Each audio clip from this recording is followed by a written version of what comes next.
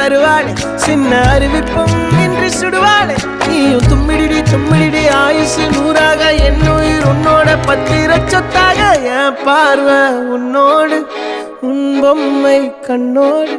பேசாமல் விண்ணோடு நாம் மிதந்து போவோம் காதாரா அடியானோ நான் தாங்க மாறோடு